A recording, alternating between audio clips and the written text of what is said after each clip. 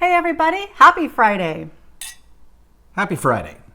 We're still on with the pink drinks again because Trader Joe's has not restocked their vermouth that we need for our traditional Friday Manhattans.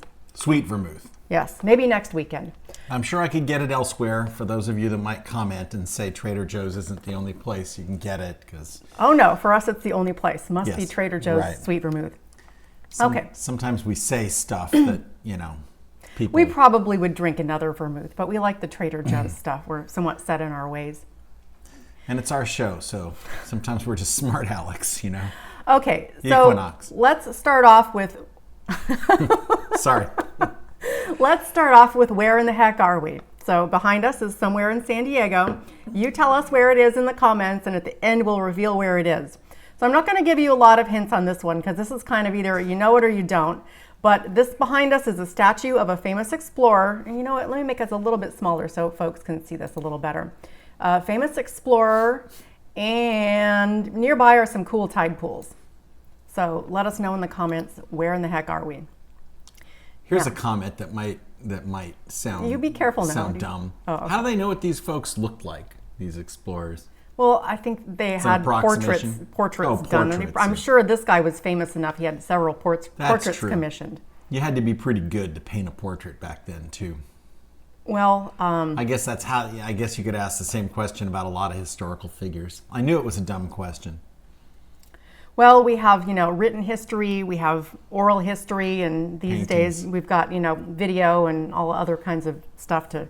All of our everyday moments are captured easily these days. But back then you had to have someone paint a picture or draw a picture of you. Right. Did you know back when they first invented photography, pretty much the only time that you would have a family photo is when somebody died. They would take a picture of the people with the dead person. I forget what that's called. Okay, anyway. that is a fun fact. Thank you for sharing that. It's just, All right, let's move on to other fun stuff. Let's talk about the real estate market. Ooh, yeah. Okay, so we're going to do Market Watch, and I think I've actually started out on the correct slide this time. We're going to do Market Watch, where you talk about the market for 1 minute and go. Uno momento. All right, so the number of homes for sale declined just slightly week over week here, still bouncing right off this 2,800 line, and it's been right about here all summer long.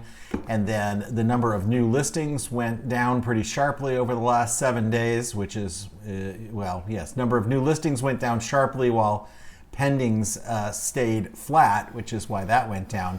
And then we have the lowest number of closed units in a 7-day period for the last 27 years right here, correlating to this drop in pending sales back in early August. And the reason for all of this stuff is our rates. 7.31%, it's not fun for buyers. It's keeping sellers stuck. But don't give up on your goals and dreams. There are options. So give us a call about that. Got to get creative these days. That's what's happening. All right. Okay, time's up. All right, let's get out of here. Let's get rid of this timer and get us out of here. And now we will watch an animal video to cleanse our palate. Now, these are some capybara cubs at the San Diego Zoo. Oh, those are cute. And I'm going to start from the beginning. These are official videos. Capybara, of course, a rodent native to South America. But my friend Tina is a zookeeper at the San Diego Zoo, and she showed me video on her phone of her hanging out with these capybara cubs.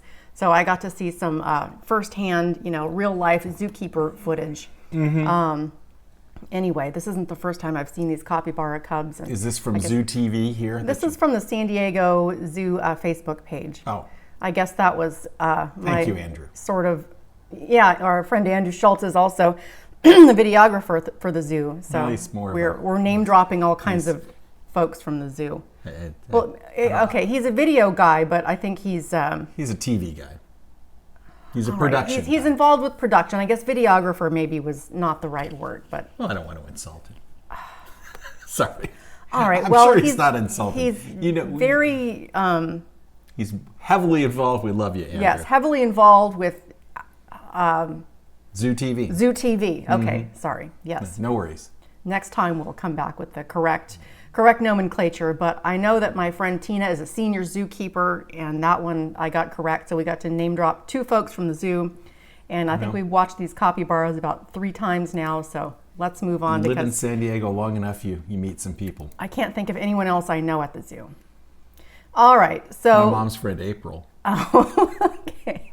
All right, there's another person. We know lots of people from the zoo, in case you didn't know. It's a big zoo. A lot of people work there. We've lived in San Diego for 23 years. Something like that. All right, let's talk about stuff happening around San Diego this weekend.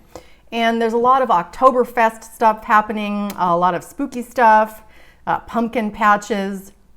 I think we talked about the SeaWorld stuff and the Legoland stuff already. But we've got this haunted forest in Julian. You can paint pumpkins in Fallbrook. And let's see, haunted trail at Balboa Park. I've never been there, but I hear good things. Haunted tour at Hotel Del, and that's known as a haunted place year-round, I would imagine. That's what they say. This time of year, even more haunted. That's what they say. Yes. Remember the Queen Mary? They say that, yeah. That's haunted we got too. Lost. We got totally. It was creepy too. It was creepy. So I thought I felt an icy hand on my shoulder. Ew. So there's lots of spooky stuff happening, but probably the spookiest thing in the whole town this weekend is going to be the Shadows of the Cauldron show at Adams Avenue Theater. Oh, nice. Yes.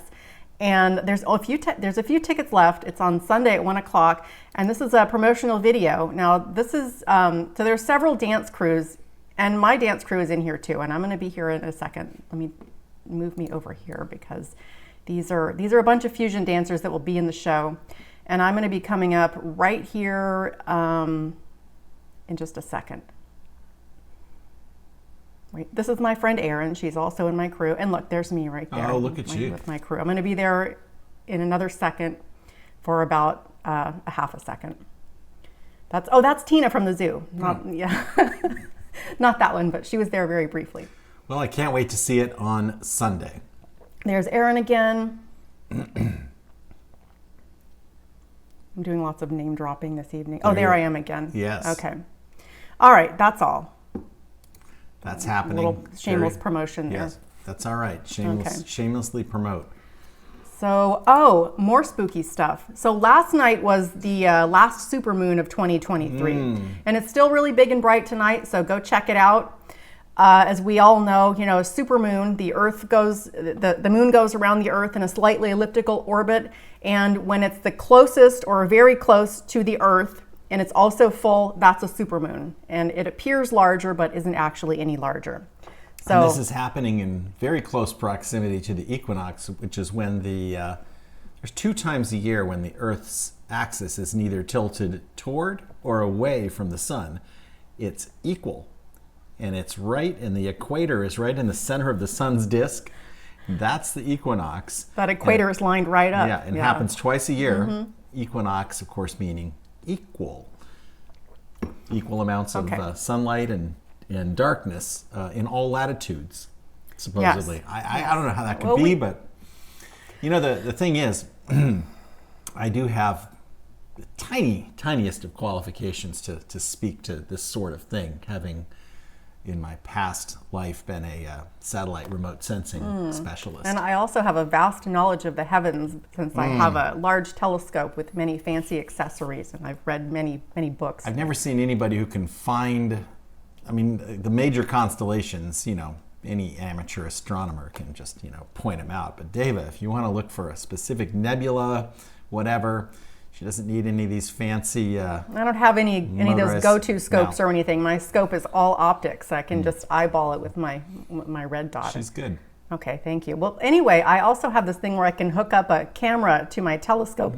And I'm thinking another time when it's better, like if it's a quarter moon or like a gibbous moon for looking at the moon. Full moon is actually not the best because when it's full on bright, you can't see the relief and you can't see all the different craters and seas and whatnot on the moon. They're not actually seas, but it's just sort of lava bits that look like seas.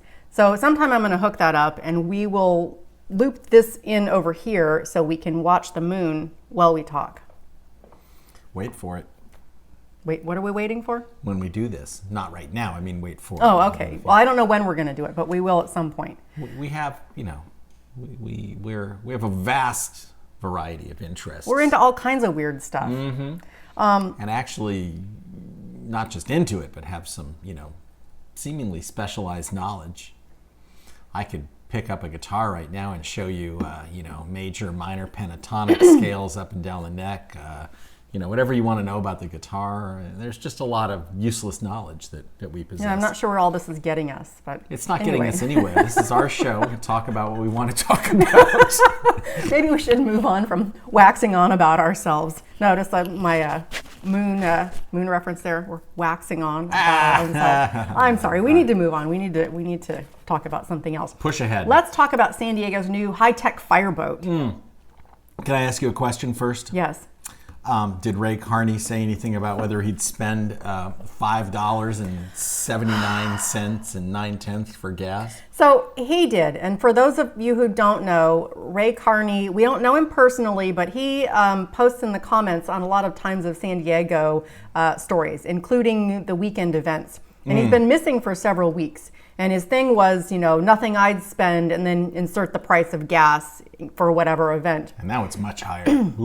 Well, he was back this week, and I didn't put it on there because, first of all, he said nothing I would spend $5.99 a gallon for, and then he launched into whose fault it was that it cost that much, and all kinds of derogatory stuff about this person and things that should happen to them. So I didn't put that. I'll tell you whose fault it is, Ray.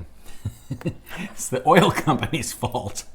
Well, OPEC is cutting supply. Well, they every year at this time, the price of gas goes up. I don't care who's in office or whatever else. The price of gas spikes, and they always blame refinery constrictions. Oh, there's always a convenient, And then you look the next quarter, and lo and behold, during this time period, the oil company profits are through the roof. They went up. And why did they go up? Because they charged us more for gas. And anyway. It would be nice if we could switch to the winter blend, though. Yes, it would be nice. Temperatures are cooling off. Let's switch to the winter blend. Let's switch to the winter blend. That'll be good. And, I don't think the blame game is necessarily constructive. Well, let's talk about how Assemblyman Mainshine secured $1.25 million for this new high-tech fireboat. And I was excited when I saw fireboat because to me it sounded like some really cool pyrotechnic boat. And I guess it's not a pyrotechnic boat, but it still sounds pretty cool. It's hang on. Brian Mainshine, also a friend of ours. It's a fire rescue vessel. Well, we've known Brian for a long time. Oh, yeah. We were marching with him in the last Pride Parade, and before the pandemic, I was with him and Lance and the crew, and the one before that. You couldn't go because you were watching the kids, but we met him in 2004 or 5. I don't remember which. Yeah, back when he was a city council member, and he would come to our community council meeting. All right. Anyway, this new fire rescue vessel sounds pretty cool. So they're replacing one that has been in service since 1991. This is a custom-built vessel. Sounds very maneuverable. Pump capacity of 2,500 gallons per minute. So that's going to pump a lot of water. Yeah. Sonar for underwater searches, a nuclear material detection, and heavy towing capability. This does sound like a really cool boat. It sounds like it was a lot more expensive than $1.25 million. Well, that sounds like quite a deal if that's all it cost. I think maybe that was just part of the funding, but good job, Brian. Good job, Brian. That sounds like a pretty sweet boat. 1.25 mil never hurt. Maybe if we play our cards right, we could get a ride on it. Ooh. Lance, Brian, if you're listening, we want to ride the fireboat. Please. Please. Please, can we ride the fireboat? We'll do a live from the fireboat. That would be awesome. And if I could hold on to one of the water cannons, that would also be pretty cool. Okay. Let's see. So an East Village Brewing Company is releasing a new craft beer using purified water from the airport. Okay. Yeah. East Village Brewing Company. It sounds like this isn't the first time they've partnered with the airport, but they've got help from Waterworks Incorporated in Kearney Mesa, which purifies the water. So I'm just going to fast forward and then I'll go back. But it's from the bottom of the air conditioning units attached to the jet bridges at the airport. So they collect it. Oh, they're collecting the condensation. And make beer out of it. Yeah. Right. It sounds like it's very pure water, very little mineral content, and it's an ideal base for brewers. Because it's condensation. Yeah, I mean, it sounds a little sketchy to me, but then we've got this whole pure water thing going on where we're all going to be, I mean, they used to call it toilet to tap. I don't think we call it that anymore. So No. I don't think we can be looking down our noses at this purified airport water, but even still, you know. Well, it's an interesting concept because air conditioners, when they run, create condensation, which normally just goes right down the drain.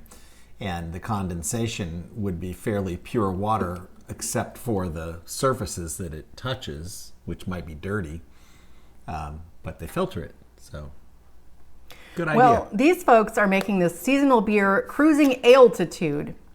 Now, this starts off, it's sounding good, a honey ale with floral honey and cracker flavors. Cracker beer. Floral and honey sounds good. Ray Carney, I'm looking at you. Cracker flavors? I don't know if I want my beer to taste like crackers, but maybe I just don't know enough about beer. All right. Let's see. So this place called Today's Homeowner came up with a list of the top places to live in the suburbs if you want to be a first-time, if you're a first-time home buyer. I saw this. Yeah. So they've got, let's see, San Diego. Okay, we're gonna start at the top. This, I don't know if this would be my top list. Number 8, Encinitas for first-time buyers. What are the criteria, though? Well, there's a lot of criteria. Affordability, inventory, job opportunities, blah, blah, blah, blah, blah. So they're using a lot of different criteria. It's some sort of an algorithm, which I'm sure you could adjust to make it come out with whatever you say. But I'm sure we'll agree and not agree with some of these. Encinitas, I don't know. First-time buyers, maybe if you have a pretty good job. Yeah. Carlsbad also, same thing. yeah. El Cajon, okay, yeah. That's if you're a first-time buyer, you're probably looking at El Cajon, Oceanside, yeah. Yep, Vista, Vista, yeah. Escondido, yeah. Chula Vista, yeah. And San Marcos too. And in San Marcos, I've spent a fair amount of time there, and that's a pretty nice. You know, there's a lot of newer stuff going on there. The shopping centers. We go to the Winco in San Marcos. You know, once a month to stock up on canned and dry goods. So I would agree with San Marcos at least being, you know, near the top. Sure. What do you think about this list? I mean, I thought that it was, I mean, yes, I agree that, you know, if you're a first-time buyer in San Diego County, a lot of these communities are where you're going to be looking just due to price. Some better than others, for sure. San Marcos being number 1, I could see why, just based on proximity of great shopping and transportation, not too far into that whole 78 mess, but yeah, I mean, it's... Okay, San Marcos. All yeah, right. I would have put Carmel Mountain Ranch... For first-time buyers, I mean, if you can. Yeah, I but love Carmel Encinitas Mountain and Ranch. Carlsbad. Yeah, that's true. We're cheap. I mean, we're less expensive here than over there. Anyway. All right, so every week I'm looking for news, and they're always trying to get me to take this survey, and the hook is, are you old? So you're supposed to try and identify these things, and they tell you whether you're old or not. So I thought that we should take this quiz and see whether Right. how old we are. Yeah, let's see. Okay. I know We know what it exactly looks what like. What that do you is. think? Okay, here, you take the mouse. You do the quiz. That is a dot matrix printer. That's correct. And now, what do I got to... Next question. Okay. This is a bellows. That would, yeah, correct. Okay. Oh, that's easy. Everybody knows that. That's an ice box, right? Yeah. You put your ice in there and your stuff you want to keep cold. Right. Oh, VHS. Did I don't- Netflix have VHS? Not I that I- don't think so. That Maybe doesn't they look did. right to me. Well, Maybe. It's a VHS. Okay, yeah. We know that. I've never seen a Netflix one, but maybe they did have them. Oh man, this That's is a an old tough one. toaster, right? Yeah, that's a toaster. I mean, I'm not old enough to have used one of those. This is I think kind I've seen one of those. Oh, come good. on. Come on Everybody now. knows what Everybody- that is. It's a sewing machine. Yeah. How many questions? I are think we're, pencil sharpener. yeah, I've used one of you've only used, but that's missing a piece. You're supposed to have Yeah, the part the that little- collects the shavings. Oh, there's too many questions on this. I thought it was going to be like 10 questions. We're going to be No, here it goes all night. on and on. What's Okay, this? I think we've established that we know what all these things are. Which means yes, you're Oh, old. wait, what is this? That's a carpet beater. Yeah, I was going to say carpet beater too. Again, I wasn't around for carpet beaters. All right. Really? A typewriter? Okay, maybe this quiz is, just clickbait. I don't think we're going to make it through the whole thing. I think most of these quizzes are clickbait. Well, we'll go until I get one wrong. Yeah, let's go until we get one wrong. This Stamp is holder? a stamp holder. Yeah. It might take a while to get one wrong. This Washboard. is a washboard. I didn't even have to see the... That is a VCR. Yeah. My grandma had one that just looked just like that. Yep. What is that? That's one of those typewriter erasers. Yeah, okay, but why is it so big? It's a big one. It's a trick question. Yeah. That is a pepper grinder. Oh, yeah, okay. Oh, coffee grinder. You were close. Okay, all right. I think we've established that we knew what most of that stuff is. Meaning, yes, we're a little old. All right. More you than me, though. Older, I was going to yes. guess pepper grinder. I'm older than her. All right, moving along. So a man in India set a new Guinness World Record for drinking a Capri Sun in 8.02 seconds. Let's watch this dude in India. Oh, that's a Guinness World Record, I guess. Okay. Well, you have to start with your hands on the table, and you have to also take the straw out, and so you have to unpackage it and drink it. It can be hard to get that straw. Oh, that's true. Yeah, that's part of the challenge. Okay, get the straw out, poke it. Oh, he could have done it even faster. He fumbled a little bit there. Dang. So it seems like the drinking of it is like the faster part. He seems pretty excited about that. It's the getting the straw out and sticking it in the thing. Look, he fumbles one. Yep. Yeah, he could have done it in 7.02 seconds if he had just... All right, very good. Congratulations. Okay. All right, let's move on to where in the heck are we? Yes. So where are we, if you remember from the beginning, and if you guessed Cabrillo Monument, you were correct. Indeed. And of course, the statue is Juan Rodriguez Cabrillo, the first European explorer to set foot on what would become the west coast of the United States. Such a nice guy. Well, I don't know that we need to get into that, but he does have a statue here on Cabrillo Monument. So. Well, that's what it looks like in the daylight. There were people here when he got here. Anyway. This is Google Earth, so we can browse around. And this is a really great spot, Cabrillo Monument. Beautiful. If you haven't been there, you got to go. There's the point there with great views, and then there's there's a kind of a museum and a gift shop thing. Well, we won't go in there, but the lighthouse. Your brother got married up here. Yeah, Mark and Janet got married. Stuck. Yeah, we're name dropping more people. Well, you all know Eric's brother Mark, right? Yeah, of course. Very famous guy. Here, I'm trying to get to the lighthouse. Let me just do this. Oh no, I'm lost. Where are you going? I don't know. I was trying to go to the lighthouse. Well, it's out on the point. This happens in real life and also on okay. Well, yeah, but which way was the point? Oh, here we go. Okay, lighthouse. I don't know if they still do tours, but like twice a year they would do a tour where you could go up in the lighthouse, and we've done it a couple times. That was cool. Pretty sweet. And then if you go back down the hill, there's tide pools. Yes.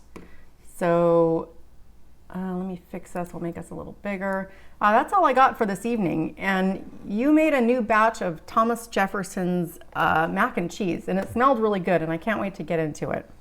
A little problem last week. It was still good, but I made a mistake with the recipe, but I'm redeeming myself this week.